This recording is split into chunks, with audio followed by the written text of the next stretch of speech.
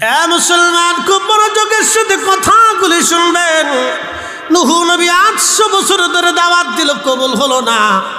আল্লাহ মহাপ্লাবন দিয়ে দিলেন। একটা ছেলে মারা গেল কেনান, 3টা ছেলে বেঁচে রইল, হাম, সাম, ইয়াফেস। হামের বংশধর হলো আরবরা, সামের বংশধর হলো আনারব। ইউরোপ এবং আমেরিকা থেকে শুরু করে এশিয়া মাইনরের যত মানুষ আছে তারা সামের বংশধর। আর হামের বংশধর হলো আরবরা, আর ইয়াফেসের বংশধর হলো আফ্রিকানরা, এবং ইয়াজুজ আর মাজুজ হলো ইয়াফেসের বংশধর। এইভাবে আমার রব ধারাবাহিকভাবে 1,24,000 নবী রাসূল দুনিয়াতে পাঠাইলেন। একজন না, দুইজন না, 1,24,000 নবী রাসূল দুনিয়াতে পাঠিয়েছেন এই মানব জাতিকে হেদায়েত করার জন্যে। এই মানব জাতিকে হেদায়েত করার জন্যে আল্লাহ দাউদ নবীরে পাঠাইলেন একটা মুজিজা দিয়া। হযরত দাউদ আলাইহিস সালামের এত সুন্দর সুর ছিল, কণ্ঠের জাদু ছিল, কণ্ঠের মুজিজা আল্লাহ তাকে দিয়েছিলেন।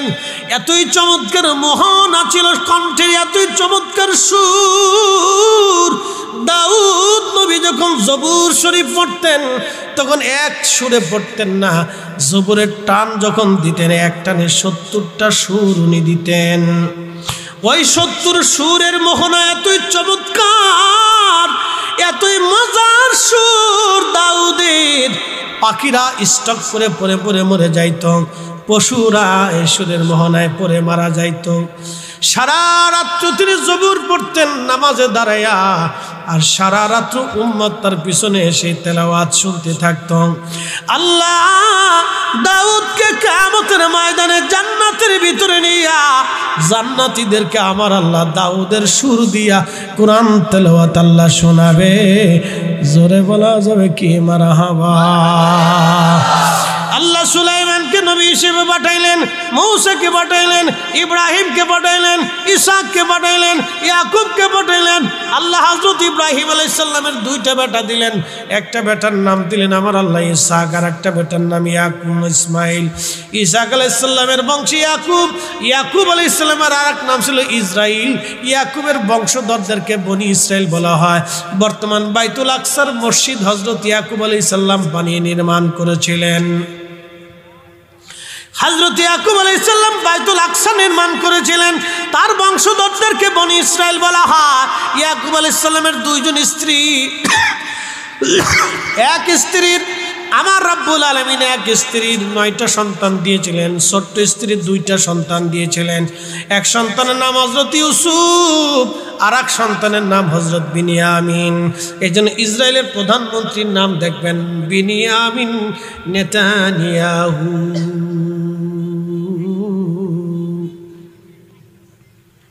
ইতিহাস জানেন, খালি ফেসবুক টিপেন না। যুবকদেরকে বলবো একটু পড়াশোনা করেন, ফেসবুক টিপেন না, নবীদের ইতিহাস জানা দরকার। কালকে দেখলাম এক বক্তা বক্তব্য দিতে যে একজন কি জেনারেল শিক্ষিত, আমার নবীর নাম ভুলে গেছে। নবীর নাম কি তা জানো, কি নাম জানো, কি নাম জানো? চিন্তা করেন কত বড় খাটাশিটে, হ্যাঁ খাটাশিট করে খাটাশ।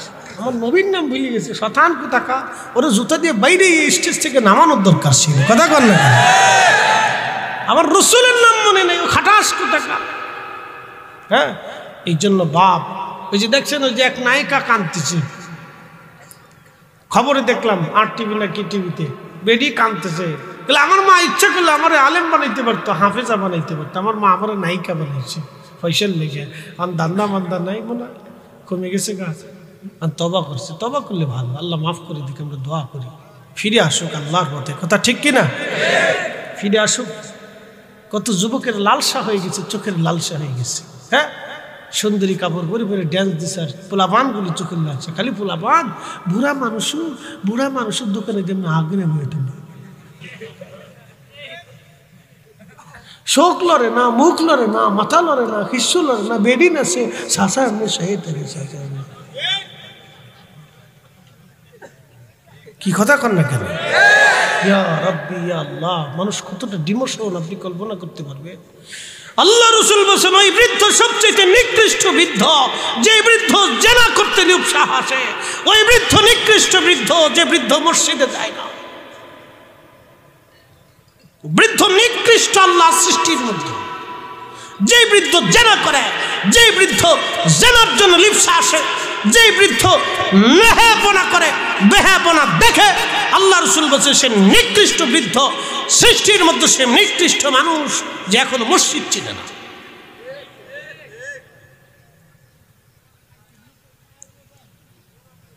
আমাদের চারিত্রিক ডিমোশন কত মারাত্মক আপনি কল্পনা করতে পারবেন। আমি আপনাকে বুঝাচ্ছি বাপ আমার, আমরা ফিরে যাবো আল্লাহর কাছে।